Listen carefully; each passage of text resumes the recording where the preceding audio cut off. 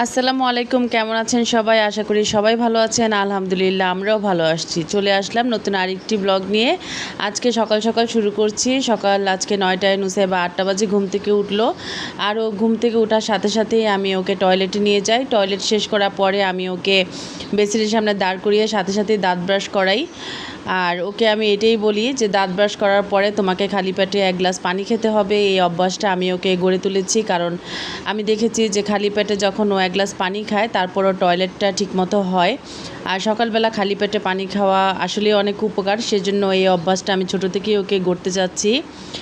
আর ওকে আমি এটা বলেছি যে সকালবেলা ঘুম থেকে ওঠার পর দাঁত ব্রাশ করে তোমাকে চুল বাঁধতে হবে, চুল বাঁধার পরে তোমাকে নাস্তা করতে হবে, তারপর তোমাকে পড়তে বসতে হবে। সেই জন্য ওকে আমি দাঁত ব্রাশ করিয়ে দেই। মাঝে মাঝে ও নিজের হাতেই দাঁত ব্রাশ করে, কিন্তু অনেক টাইম নেয় বলে আমি ওকে, যেদিন তাড়াহুড়া থাকে, আমি নিজেই ওকে দাঁত ব্রাশ করিয়ে দিই। দাঁত ব্রাশ করানো হয়ে গেলে আমি ওকে 1 গ্লাস পানি খাইয়ে দিব। পানি খাওয়ানোর পরে ওর মাথাটা আমি সুন্দর করে বেঁধে দিব। যেহেতু ওর চুলটা এখনও ওইভাবে বড় হয় নাই, তাই ওকে আমি 2টা ঝুঁটি করে দিই। ঝুঁটি করার পরে ওকে আমি নাস্তা খাওয়াতে নিয়ে যাব। তো নুসাইবাকে আমি প্রতিদিন সকালবেলা একটা সাদা রুটির সাথে একটা ডিম পোচ দিই, আর কখনও ভাজি দেই, কখনো সুজির হালুয়া দেই, এইভাবে দেই। কিন্তু প্রতিদিন সকালে ও পাতলা সাদা একটা রুটি খায়। সেটা খাওয়াতেই আমার একদম জান বের হয়ে যায়। এই রুটিটাই শেষ করতে আমার আধা ঘন্টা পৌনে 1 ঘন্টার মতো লাগে। কোনো দিনও সে একদম ভালোভাবে লক্ষ্মী মেয়ের মতো একটা রুটি শেষ করে না, ওর পেছনে দৌড়াইতে হয় আমাকে। আর এইটাই সব মায়েদের কাজ। কোনো বাচ্চাই ঠিকমতো খেতে চায় না, তাদের পেছনে প্রায় আধা ঘন্টা 1 ঘন্টার মতো সময় নষ্ট করে তাদের খাওয়াতে হয়। তারপরও কী করা, খাওয়াতে তো হবেই, কারণ বাচ্চা যতক্ষণ না খায় মায়েদের পেট ততক্ষণ ভরে না। খাওয়ানোর জন্য আমি রুটিটা ভেজে নিব। রুটিটা রাত্রেই বানিয়ে রাখা হয়েছে, কারণ সকালবেলা উঠে রুটি বানাতে বিরক্ত লাগে, এর জন্য রাত্রেই রুটিটা আমি বানিয়ে ফ্রিজে রেখে দিয়েছি, সকালে শুধু ভেজে নিব। তো এখানে আমি রুটিটা সুন্দর করে তেল ছাড়া সাদা রুটিটা ভেজে নিচ্ছি, তারপর একটা ডিম পোস্ট করে নিব। ডিম পোস্টটা নিয়ে আমি এখন ওকে টেবিলে বসাবো। আর এই যে এখন খাওয়াতে বসলেই যুদ্ধটা আমার শুরু হবে। তো ওকে কত কিছু দিয়ে এইটা সেটা বলে গল্প শুনিয়ে খেলনা সামনে দিয়ে খাওয়াতে হয়, তারপরও কত কাহিনী। মানে সে নিরিবিলি খাবেই না, সে খেতেই চায় না, মোট কথা এটা খাওয়াতেই আমার জান বের হয়ে যাবে।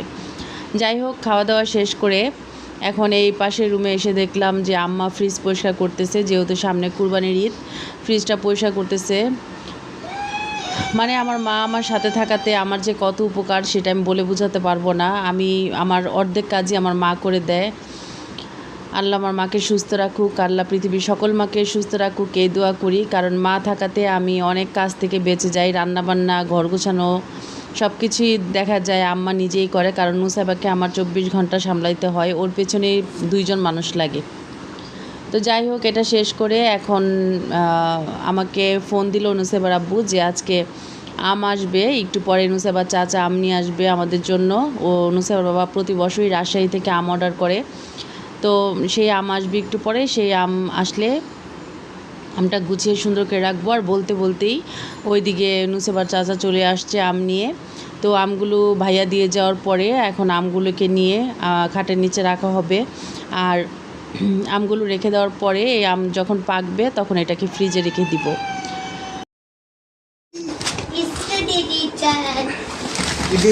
আরে এমনি একটা একটা করে কতক্ষণে নামাইবা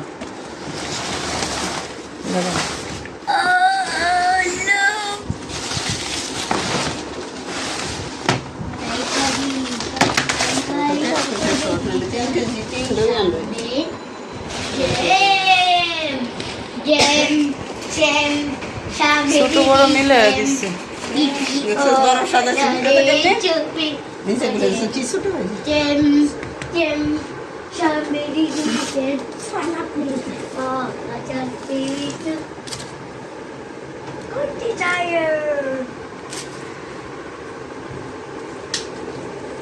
এই নুসাইবা, নিচে নামো,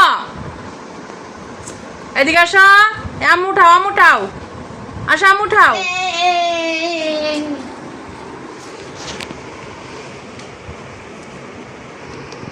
উপর দিয়ে বড় বড় আমগুলা দিছে এরকম, উপরের পরতে বড় বড় আম আর নিচে সব এরকম ছোট আম। এই আমওয়ালারা বিশ্বাসের জায়গায় যদি এরকম ছুরি বসায় তাহলে তো আর কিছু করার নাই। প্রতি বছর ওনার থেকে আমানা হয় প্রতি বছর। তো উনি এবার এই কাজটা করছে, এর আগের বারও দিছে, ছোট বড় মিলাই দিছে, কিন্তু এইবার একদম বেশি ছোট দিছে। মানে ও শুধু উপরের আমগুলাই বড় দিছে। আমি তো অবাক হয়েছিলাম যে এবার আমগুলো অনেক সুন্দর দিছে, কিন্তু নিচে খোলার পরে মানে একদম অবাক হয়ে গেলাম। প্রতি বছর ওনার থেকে আমানা হয়, উনি এই কাজটা করছে, এটা খুব দুঃখজনক।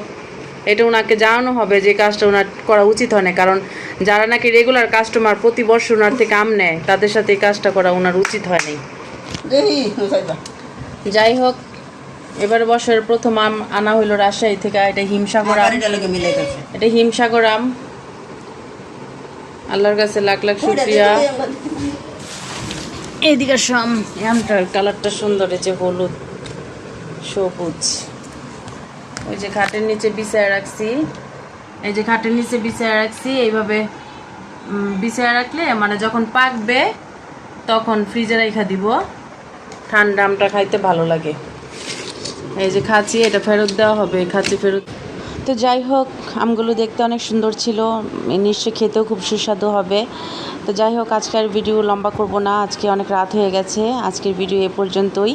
আগামীতে নিশ্চয়ই আবার অন্য ভিডিও নিয়ে আপনাদের সামনে হাজির হব। তো আজকের মতো এখানেই বিদায় নিচ্ছি। আল্লাহ হাফেজ।